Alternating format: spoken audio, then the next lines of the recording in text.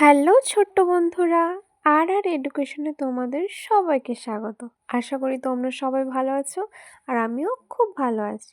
তো তোমরা দেখেই বুঝতে পারছো যে আজকের আলোচনার বিষয় হচ্ছে দ্বিতীয় শ্রেণীর আমার বই, মানে ক্লাস 2 এর আমার বই।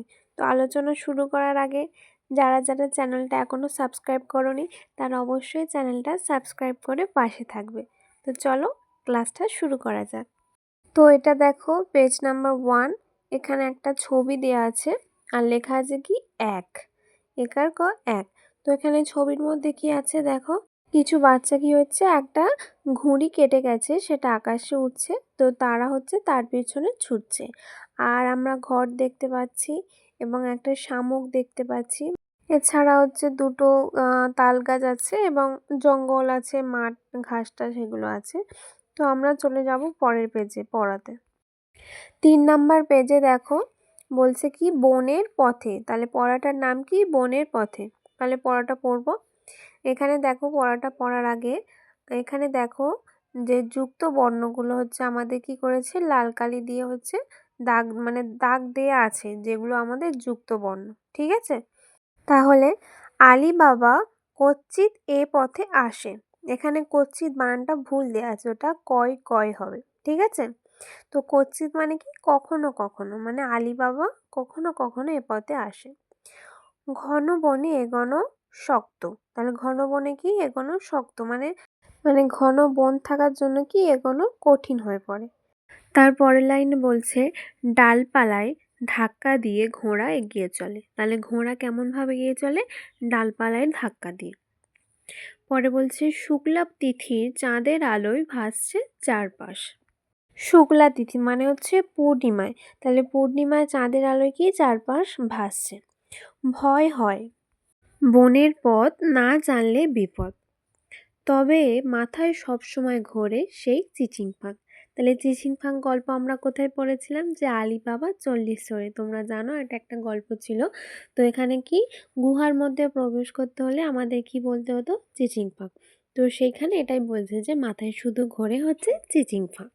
যেখানে বলছে যে চলো আমরা রঙিন অংশগুলিকে ভেঙে দেখি। তো এখানে দেখো বক্সের মধ্যে প্রথম বক্সে আছে কয় কয়, মানে দুটো ক, ক যুক্ত ক। এখানে দেখো সেটা ভেঙে লিখেছি, ক যুক্ত ক। তারপর আছে কয় তয়, মানে ক তার নিচে ত, তাহলে আমরা ভেঙে লিখলে কি হবে, ক যুক্ত ত। তারপর আছে কয় বয়, ক যুক্ত ব। কয় লয়, ক যুক্ত ল। তারপরে দেখো বলছে এসো একই রকমের নতুন কথা শিখি। তো একই রকমের কিছু এখানে দেখো শব্দ দিয়ে দিই, যেমন একা, একার কয় কয় আকার একা, মৎস্য কয় তয় হর্ষই মুক্তি, কয়লয় আকার দন্তেশ ক্লাস, এবং প কয় বয় পক্ক। ঠিক আছে, তারপর আছে বলছে ঘর পূরণ করি। তো এখানে আছে তালবেশ যুক্ত কয়তয়। তো এটা আমরা একসাথে লিখলে হচ্ছে কি হবে, তালবেশ কয়তয় শক্ত। এখানে আমি কয়তয়টা দুরকম ভাবে লিখেছি, তোমাদের যেটা সুবিধা সেটা লিখো। তারপর আছে ধয়াকার আছে আর এটা কয় কয় আকার আছে, মানে ধয়াকার যুক্ত কয় কয় আকার, তাহলে একসাথে লিখলে হয়ে যাবে ধাক্কা। ধয়াকারে ধা, কয় কয় আকারে কা, ধাক্কা। তো এবার চলে যাব পরের পেজে। তো এখানে দেখো উপরে লেখা আছে ঘুড়ি ওড়াবার দিনে, তাহলে এটার নাম হচ্ছে কি ঘুড়ি ওড়াবার দিনে। এখানেও দেখো যুক্ত বর্ণগুলো হচ্ছে কি লাল কালি দিয়ে হচ্ছে মার্ক করে দেওয়া আছে। তো বলছে শুক্রবার এলে বিক্রমের ভারী মজা, তাহলে শুক্রবার এলে কার ভারী মজা, বিক্রমের। সামনেই শনি রবির ছুটি, তাহলে তার মজাটা কেন হচ্ছে, যে শুক্রবারের পরে শনি রবিবার, তো সেই দুদিন হচ্ছে তার ছুটি থাকবে। ও আর টিপু ঘুড়ি ওড়াতে দক্ষ, তাহলে দক্ষ মানে কেউ খুবই ভালো পারদর্শী যেটা, তাহলে ও এখানে কে বিক্রম আর এখানে টিপু, তাহলে বিক্রম ও টিপু হচ্ছে কি ঘুড়ি ওড়াতে দক্ষ। ঘুড়ি ওড়ানোয় ওদের সমকক্ষ কেউ নেই, মানে ঘুড়ি ওড়ানোতে ওদের সমান হচ্ছে, মানে ওদের মতো কেউ আর ভালো ঘুড়ি ওড়াতে পারে না। ঠিক আছে, তো এখানেও দেখো আগের মতো বলছে চলো আমরা রঙিন অংশগুলিকে ভেঙে দেখি। তো প্রথম বক্সে আছে কয়রা ফলা, মানে ক যুক্ত র। তারপর আছে ক্ষিয়, ক্ষিয়টাকে ভাঙলে আমরা কি কি পাই, ক এবং মধ্যাহ্ন স। তারপর বলছে এসো একই রকমের নতুন কথা শিখি।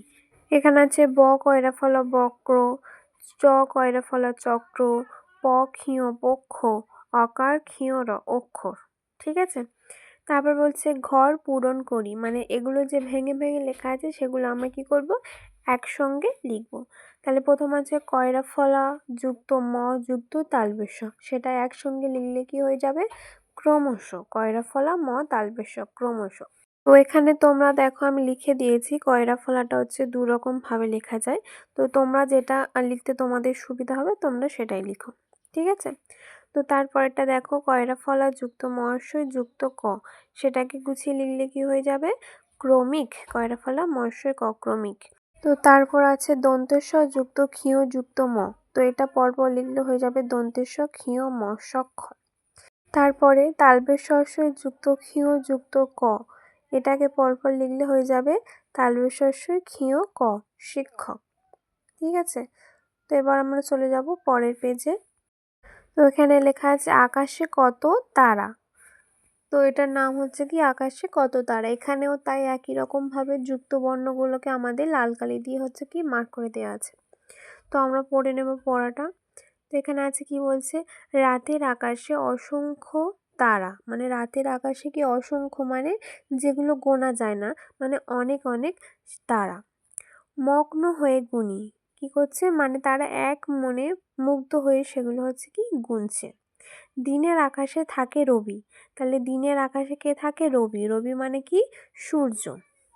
তার আলোয় জাগ্রত থাকে চারপাশ, মানে সেই সূর্যের আলোয় কি চারিপাশটা হচ্ছে কি জাগ্রত থাকে, মানে জেগে থাকে। রবির কিরণে মুছে যায় সব গ্লানি, তাহলে রবির কিরণে হচ্ছে কি মুছে যাচ্ছে কি সব গ্লানি। মুগ্ধ হয়ে দেখি, মানে তারা কি করছে, যে মুগ্ধ হয়ে দেখছে সেটা। পর দেখো এখানেও আগের মতো বলছে চলো আমরা রঙিন অংশগুলিকে ভেঙে দেখি, মানে যুক্ত আছে সেটাকে আমরা ভেঙে লিখব। তো খয়জা ফলা, খয়জা ফলাটাকে ভেঙে লিখলে কি হয়, খ যুক্ত অন্তেজ। তারপর আছে গয়রা ফলা, তো গয়রা ফলাটাকে ভেঙে লিখলে হবে গ যুক্ত র। এদিকে আছে দেখো গয় নয়, ভেঙে লিখলে হবে গ যুক্ত দন্তান্ন। তারপর হচ্ছে গয় লয়, এটাকে ভেঙে লিখলে হয়ে যাবে গ যুক্ত ল। তার নিচে আছে দেখো গয় ধয়, তো এটা ভেঙে লিখলে হয়ে যাবে গ যুক্ত ধ। তারপরে বলছে এসো একই রকমের নতুন কথা শিখি। তো এখানে আছে মুখ্য, মৎস্য খয়জা ফলা মুখ্য, ভ গয়নয় ভগ্ন, অকার গয়রা ফলা অগ্র, গয়রা ফলা আকার গ্রাম, গয়লয় আকার দন্তের গ্লাস এবং দ গয়ধয় দগ্ধ। ঠিক আছে, তারপরে নিচে আছে দেখো ঘর পূরণ করি, তো একটি করে দেয়া হলো। তো এখানে দেখো একটা তোমাদের করে দিয়েছে, যেমন লেখা আছে খয়জা ফলা আকার তহস্যই খ্যাতি। তো আগে আমরা কি করেছিলাম, যে যুক্ত ছিল সেটাকে ভেঙে লিখেছিলাম, যেমন হচ্ছে খয়জা ফলা, সেটাকে ভেঙে লিখেছিলাম হচ্ছে খ যুক্ত অন্তের জ। আর এখানে হচ্ছে সেটা একটা শব্দ আছে, সেই শব্দটাকে আমরা ভেঙে লিখবো, যেমন আছে খয়জা ফলা আকার তয়স্যই, সেটাকে ভেঙে লিখলে হয়ে যাবে কি খয়জা ফলা আকার যুক্ত তয়হস্যই। তো এরকম ভাবে বাকিগুলো করে নেব।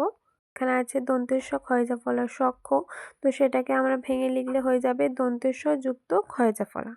তারপরে আছে গয়রা ফলা আকার গ্রাম, সেটাকে ভেঙে লিখলে হবে গয়রা ফলা আকার যুক্ত ম। তারপর আছে রুগ্ন, রস্য গয়নয় রুগ্ন, এটাকে ভেঙে লিখলে হয়ে যাবে রয় হস্য যুক্ত গয় নয়। তারপরে দুগ্ধ, দর্শ গয় ধয় দুগ্ধ, আর এটাকে ভেঙে লিখলে হয়ে যাবে দয় হস্য যুক্ত গয় ধয়। ঠিক আছে, তো আজকে তোমাদের ক্লাসটা এই পর্যন্ত। আশা করি তোমরা সবাই ক্লাসটা হচ্ছে বুঝতে পেরেছো। তো যদি ভিডিওটা ভালো লাগে তো অবশ্যই একটা লাইক, শেয়ার অ্যান্ড সাবস্ক্রাইব করে দিও। দেখা হচ্ছে তোমাদের সাথে পরের অন্য কোনো ভিডিওতে। তো ততক্ষণ টাটা।